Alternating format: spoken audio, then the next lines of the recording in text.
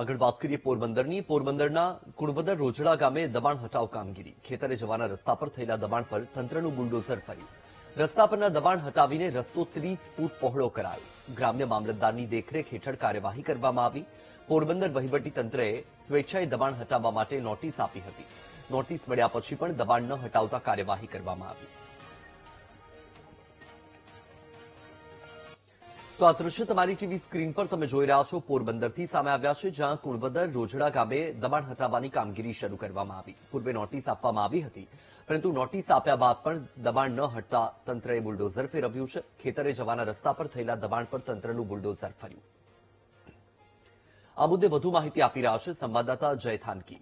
જય, આજે કાર્યવાહી કરવામાં આવી છે ડિમોલિશન દબાણ હટાવવાની કામગીરી, શું માહિતી? જી વત્સલ, ચોક્કસથી જણાવી દઉં તો પોરબંદરના કુણવદર અને રોજીવાડા ગામે તંત્ર દ્વારા લાલ આંખ કરવામાં આવી છે, ત્યારે ખેડૂતોના રસ્તા પર ગેરકાયદેસર દબાણ દૂર કરવામાં આવ્યું છે.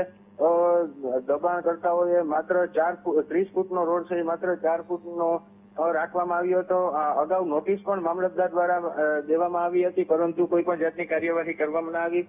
અંતે તંત્ર જાગ્યું અને નોટિસ દીધા બાદ દબાણને પણ દૂર કરવામાં આવ્યું. જી વત્સલ. જી, માહિતી બદલ આભાર છે.